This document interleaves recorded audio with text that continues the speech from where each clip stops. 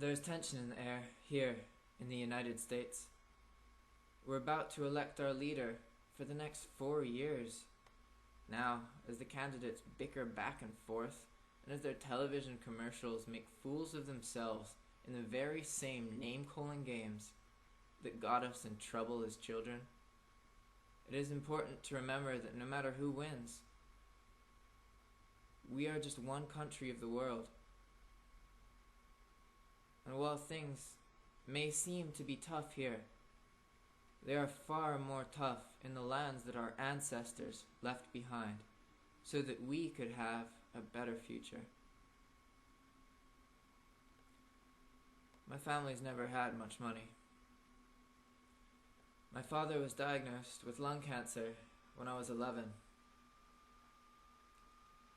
I was so young, so I didn't really understand what was going on. I knew he was sick, and I knew he had a disease that killed people, but I hadn't seen death before. I was just a kid. I'm still just a kid. He used to make me these crepes, which are they're flat pancakes that are really popular in Europe. You put lemon and sugar on them, and they taste great. But when you're cooking them, after you cook one side, you flip them in the pan, and you gotta be really slick with it and get it to land back in the pan on the other side. Yeah, I loved watching him do it. It was so fun. I still remember seeing his proud face the first time I was able to flip one. And to this day, that memory it makes me happy. I remember the last time he ever cooked crepes, or tried to.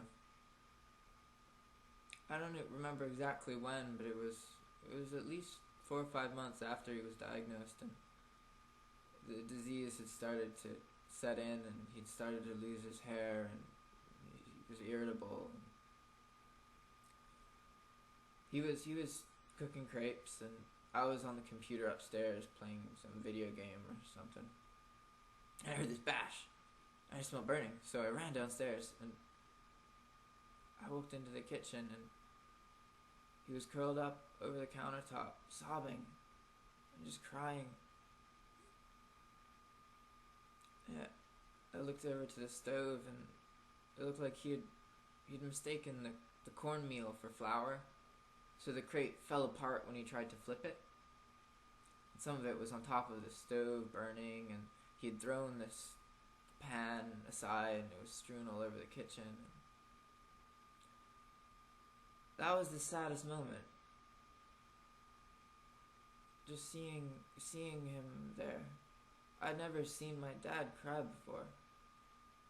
It was like that book, Flowers for Algernon, where a mentally challenged person is given a temporary cure, and he becomes a genius, only to research the cure and realize that it's temporary, being doomed to watch himself fall apart.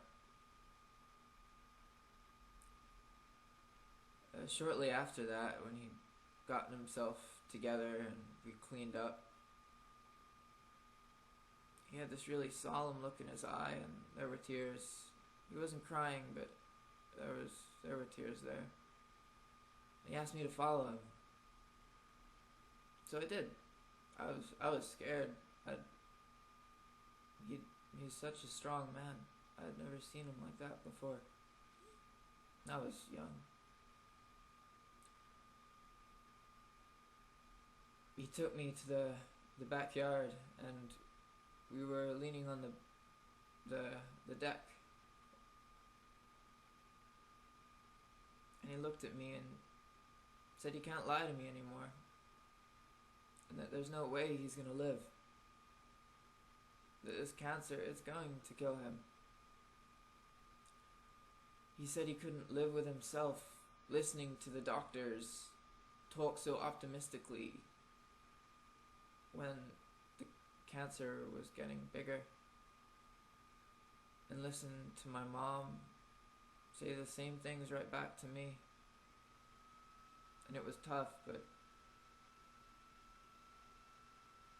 the truth is always the right thing.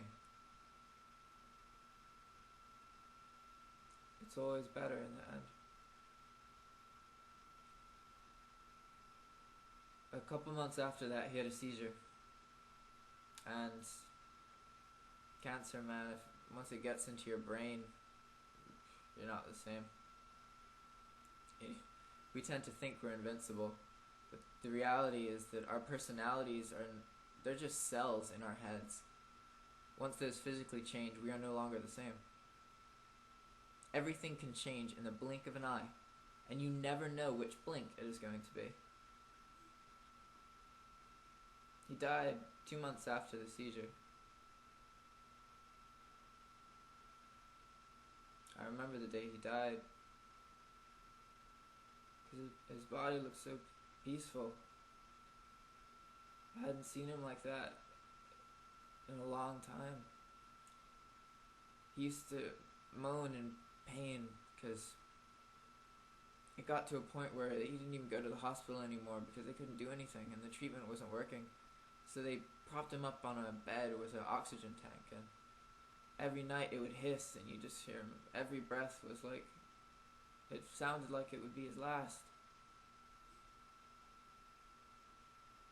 I used to have dreams about killing him just so that he wouldn't be in pain anymore.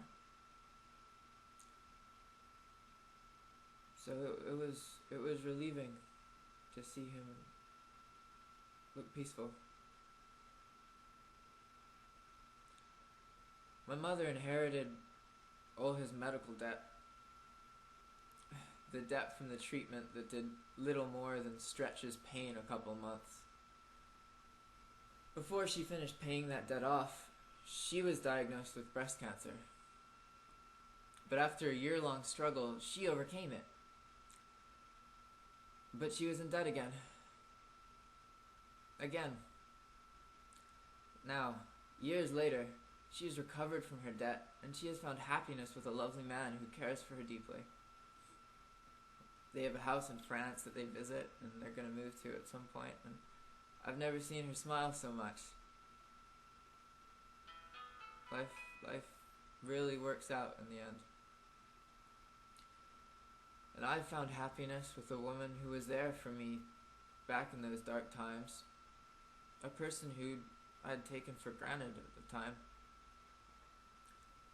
And now I manage the warehouse of a local business, and this woman and I rent a basement together. And we've lived with each other for over a year. Almost a year and a half, actually. Now, I don't make enough money to fund my girlfriend's dreams or my own dreams. I have insurance, yet healthcare costs often soak up the little money left after we pay the bills. And sometimes healthcare costs they stop us from even getting healthcare. I can't afford to go to the dentist. I can't afford to go to college. I certainly can't afford to get my girlfriend an education. Sometimes I can't even take my dog to the vet. I walk and use the bus and mooch rides from people to get to work because I can't afford a car, let alone the insurance you need to even own a car. But let me tell you something. I am lucky. I am privileged. I can worry about not being able to afford a car because I can afford clean water, food, and shelter. I can afford to pay rent, even if I'm late sometimes. I have food, I have clean water, I have shelter. Those are the things that all humans need to stay alive. But there is a fourth piece, equally important, but not strictly necessary. You might not agree, and if you don't, I ask you to remember the words of our fathers, our founding fathers. The Declaration of Independence tells us what the fourth piece is. In 4 words, it describes something that all humans need almost as much as food, clean water, and shelter. Those 4 words are the pursuit of happiness. Everybody's pursuit is different. However, all people must have food, clean water, and shelter in order to pursue happiness. Some pursue happiness by knowing that they are providing their children with a future. Some pursue happiness by knowing that their parents are proud of them. Some pursue happiness by working multiple 20-hour shifts at hospitals to help save more lives. Some people pursue happiness by working multiple jobs just so that their children will have food on their plates, often not eating dinner just so that their children can. Some people pursue happiness by making donations to the less fortunate. Some people pursue happiness by helping new governments form peacefully. Some people pursue happiness by teaching our children the skills that society feels they need in order to pursue their own happiness when their time comes. Some people pursue happiness by risking their very lives to fight in a war overseas, believing that they have to do so that we don't have to fight in a war at home. We take our residence in America for granted. We talk about the politicians and the CEOs, saying that the government has less power nowadays than the big business corporations, be they tobacco companies, pharmaceutical companies, even fast food. Some people claim we aren't even in a democracy, saying that the money has all of the power. We talk about all the things that could be better and how the generations before us messed up. We hold our leaders up on unrealistic pedestals that force them to constantly remind us that they too are human.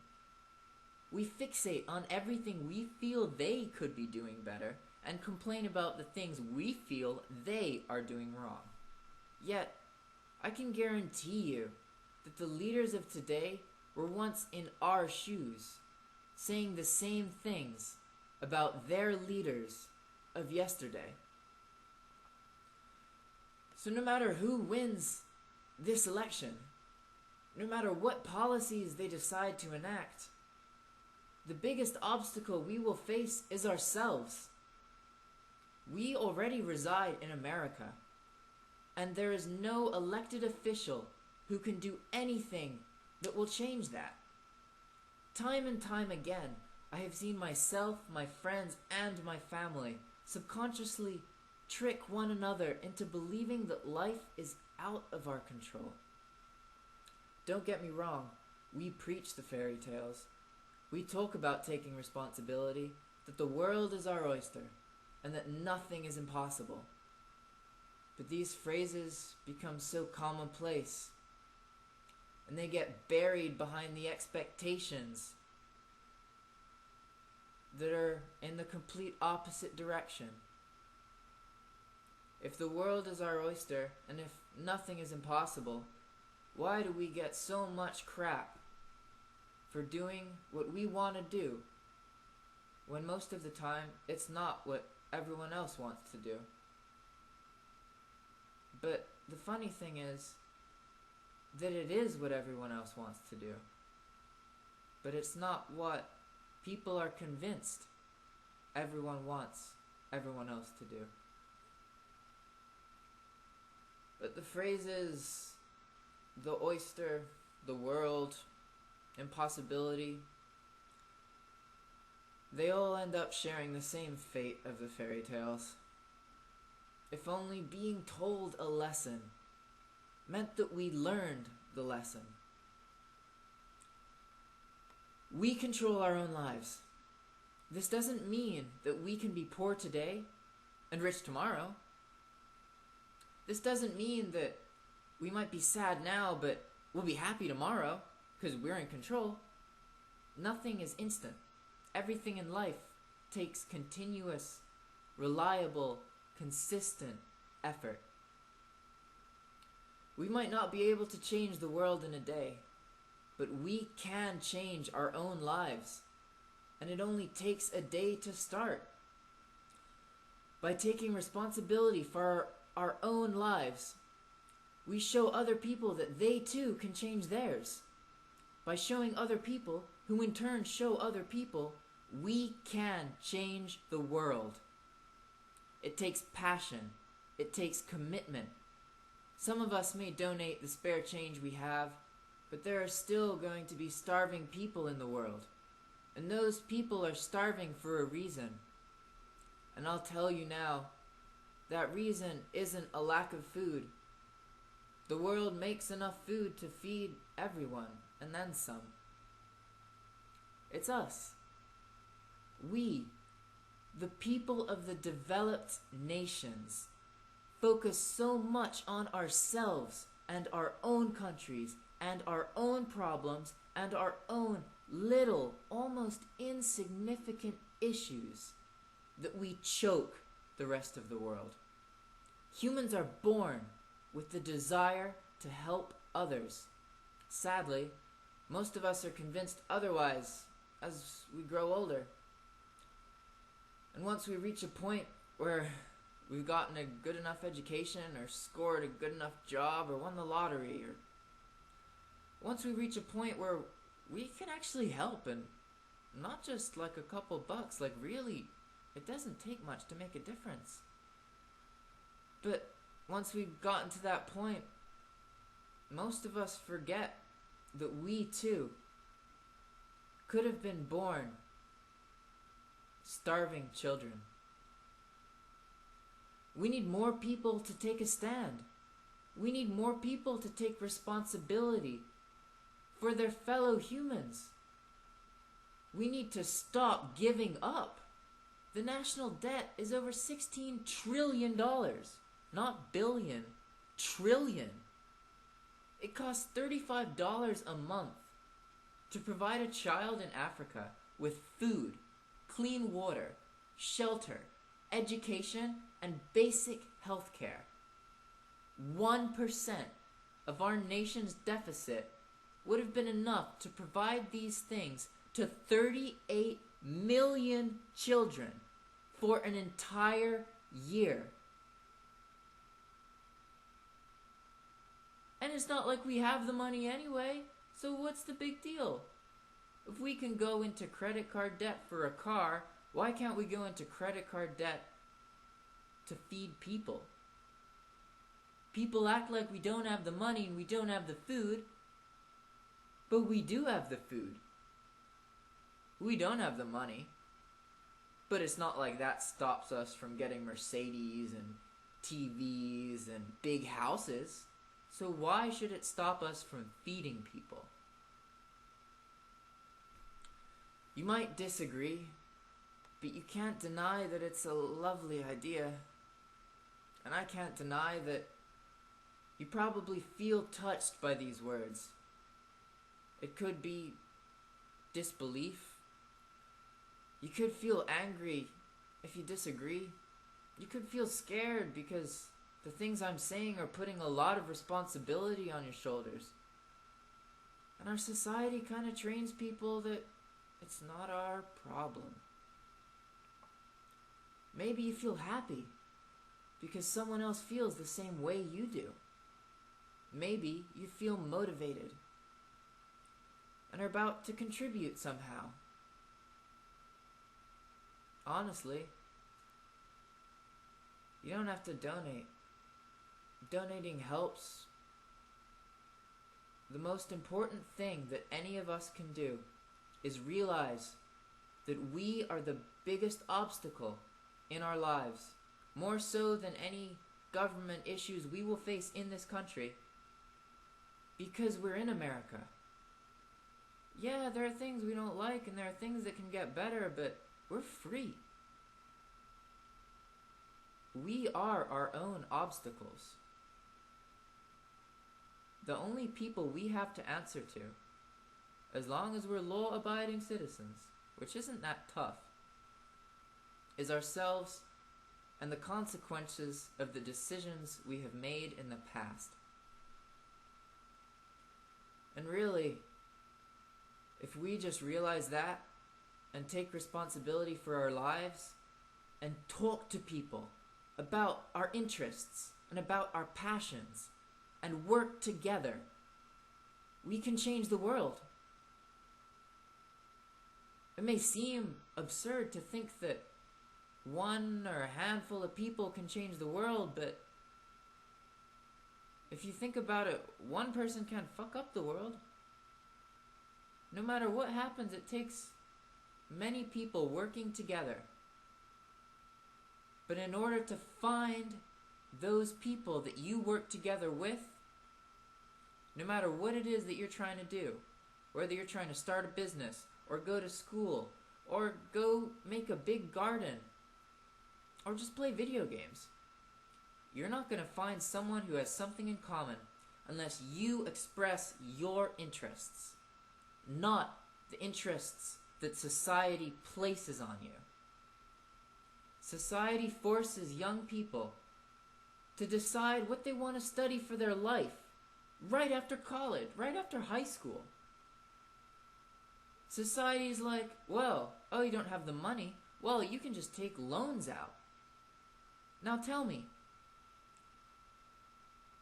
where in the continuous schooling our young people had the time to learn about themselves enough to know what they want to do with their lives. Tell me why high school is necessary when in college they reteach everything you learn in high school. There are so many ways our society could be different, but there are so many things that seem so set in stone. There are all of these expectations that we hold each other by the neck by, that do little more than hold us back. So at the end of the day, if you do what you love, you'll find happiness. Whether that meant going to college or whether it meant opening a bakery. I'm not trying to say there's anything wrong with college. There isn't. College it's a great way to get more security, to show other people that do not know you that you are worth hiring, that you have training, you have experience. But it's not the only way. I'll tell you, and if you think about it, it makes sense. Think about all the hours a person puts into a 4-year college degree.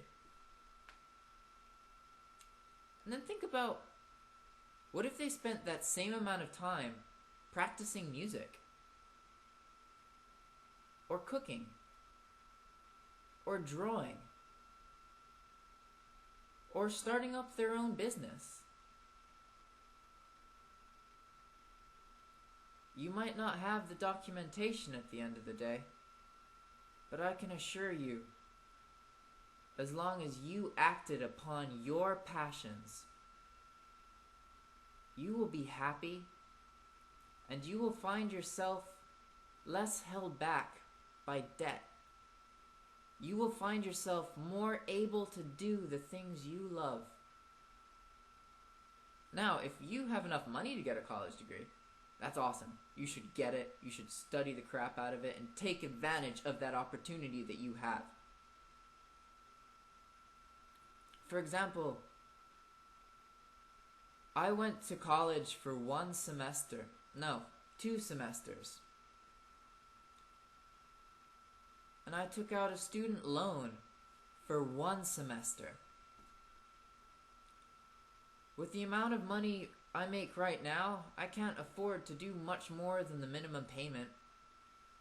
And I went to George Mason, so my tuition, it wasn't community college, but it sure as hell wasn't Harvard.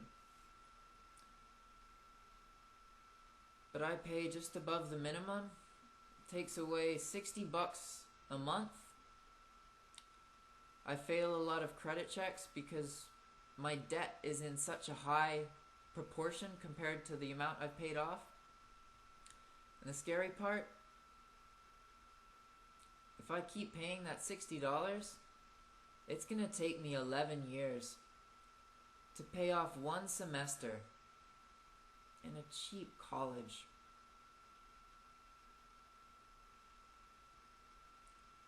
You know, I used to read a lot of books about medieval times, and it was interesting how often chains occurred. or bindings or traps, but they were physical. Like, you got locked up in a dungeon and your feet got tied to the wall.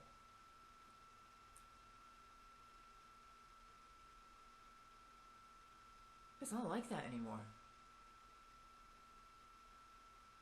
The chains and the traps and the restraints are still here, but they're invisible. And you have to be educated to make sure that you don't buy something you don't need,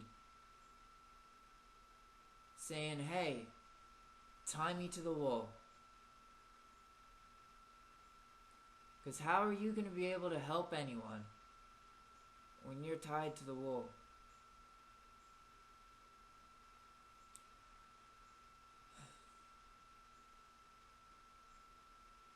No matter how you feel about these words or these things I have to say, which are just the opinions of my friends that I'm sharing with you, the opinions of their parents, the opinions of the people in my life. In no way am I, this isn't all mine. It's the word of the people I know. No matter how you feel, in 2 weeks, will you still feel the same way? Will you still feel strongly enough to not just feel, but act? And continue to act? Sadly, we seem to be wired to only be able to act when we feel the rush of emotion that other people's words and actions instill within us. We seem to be wired to believe that something isn't worth the effort when we don't get quick and easy results. Yet, the only way to get to the point where little effort gets quick and easy results is by starting off with a lot of effort that gets little results. And learning and improving and being diligent. That is how you get to the point that you expect yourself to be at straight off the bat. And the hardest part is always starting and continuing.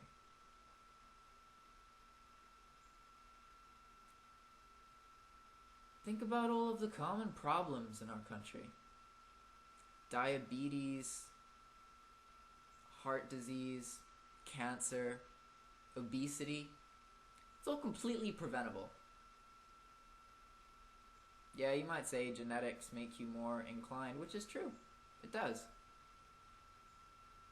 But the reality is that we as a people just don't have a whole lot of self-control. I'm not saying all of us don't, but if our biggest issues are we weigh too much because we eat a lot and don't exercise, and diseases that are caused by our diets, which we all know this. We know that these diseases are caused by the crap we put in our bodies and the lack of exercise, the sedentary lifestyles. We can't claim that we're oblivious because all the information you need is out there. So what is it? What is it that stops us from working out and eating healthy and avoiding cigarettes? It's ourselves. We are our biggest obstacle.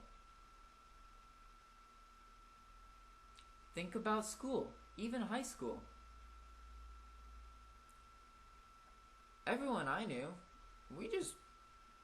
if we did our work, we did it really late because we would procrastinate like crazy. But there were a couple smart people. Smart people with self-control who just do it as soon as they got home. And the funny thing is that we always used to say they had no life. But the reality is that they got it out of the way quick. They spent less time doing it. They were still fresh. And they didn't miss out on sleep. So when they got to school the next day, they could understand what the teacher was saying.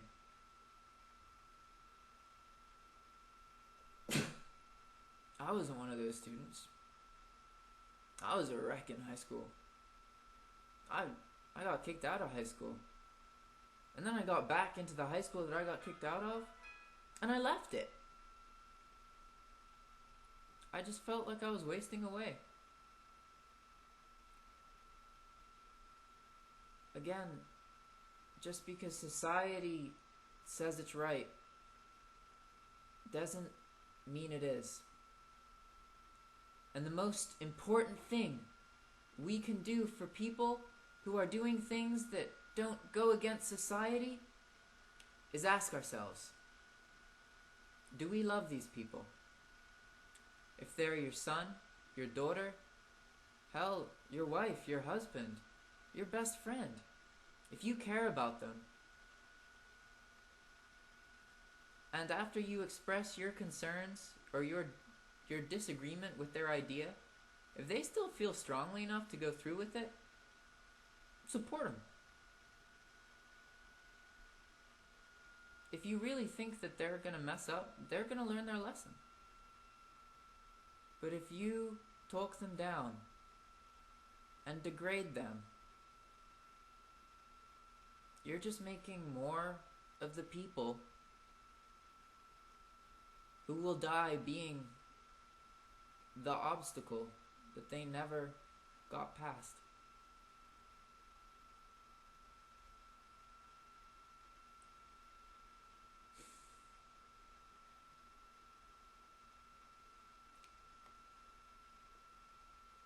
You see, when our efforts don't quickly create results, subconsciously we're convinced that we aren't smart enough, we aren't lucky enough, or we let ourselves believe it isn't our responsibility. In other words, we give up. We are lucky enough to be born to the 85% of the population that isn't starving. Even better, we are lucky enough to live in the United States of America. Many of us are second, third, or even fourth generation Americans. And unless you are a Native American, you are a 15th, 16th, 20th, 25th generation American. Our ancestors, all of our ancestors, fought to get us out of the struggle for food, clean water, and shelter. Many of them sacrificed their entire lives just so that we might have a better future. By better future, I don't think they meant a future where we take our food, clean water, and shelter for granted. That better future is yet to come. We have work to do. There are still starving people out there. There is slavery, war, and poverty, both in foreign countries and in our very own country. According to the World Health Organization, there were over 500,000 deaths from malaria in 2010 alone. Most of these deaths were children, with mothers and fathers and sisters and brothers.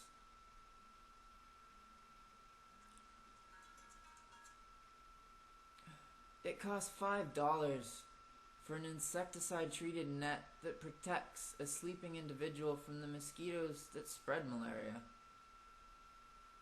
There are many medicines available to treat it. One of them, it's called Coartem. I'm not sure how you pronounce it, but it's spelled Coartem.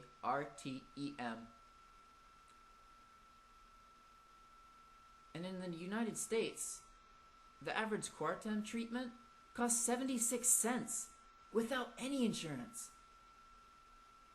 In the United States of America, we are so privileged that we take food, clean water, and shelter for granted.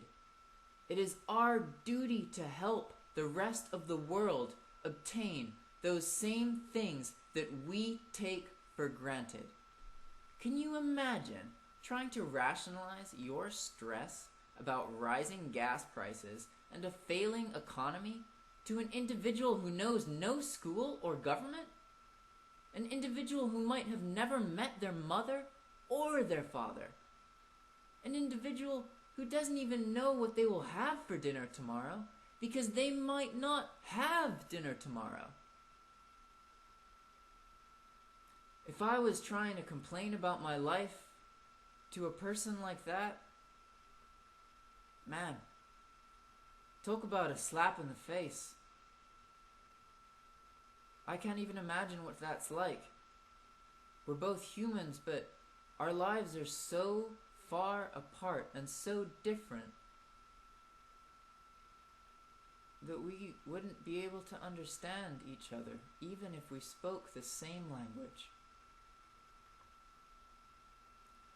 I may be only one young individual.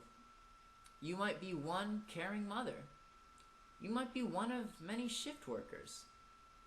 You might be one of the many unemployed. You might be one student. You might be one kid. You're a really patient kid if you are, because I could never watch a video this long about some weird dude talking about stuff. You might be one small business owner. You might even be one of the 1%.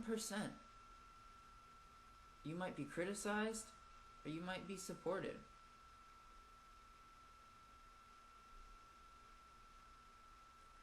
I'd say you might be a different race, but to be honest, talking about race is what creates racism. I caught myself the other day in this lady was giving sass to the bus driver, and I was about to text my friend and be like, oh man, this African American girl, I mean, I was born in Africa, so I feel like I can say that. That's stupid. I'm being stupid. I was like, she was giving sass because it's a stereotype that black people, especially black women, are sassy. But I stopped and I thought to myself, why am I saying black or African American? Am I pointing out that she's a brunette? No. So why am I describing race when all I'm doing is describing this woman that's giving sass to a bus driver? By describing her race, I am promoting racist thoughts.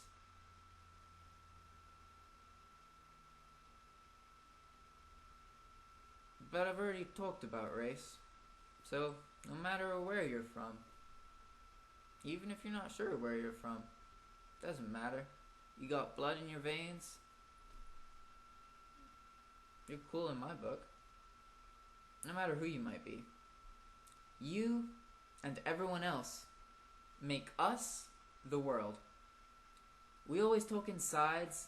We say Republican or Democrat. We say pro or against. We talk in black and white. But nothing we say can change the fact that we are all in this together. I have clean water, food, and shelter. In order to pursue happiness, I must know that I am doing everything I can in order to help the rest of the world obtain food, clean water, and shelter, so that they too can pursue happiness.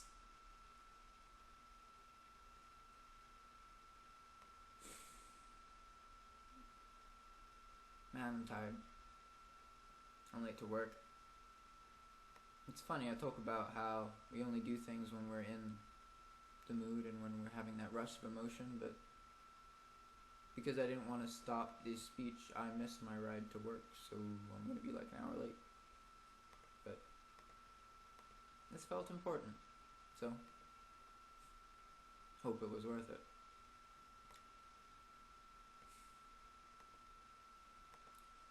If you're curious about any of the statistics I used just send me a message. I'm gonna post all of the ones I think people will ask about at the bottom of the video, about statistics, about the national debt, about malaria treatment, about sponsoring a child to give them water, food, shelter. But thanks. Because if you're hearing this, that means you actually put up with me for a good 40 minutes. And that's impressive. I've noticed I've gone from here to here by the end of the video. Thanks. And good luck. And please, when 2 weeks pass after you see this,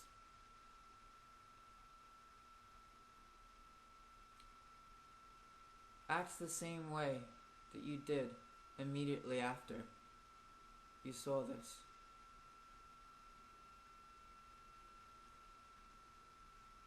If people can do that, man, that's half the work.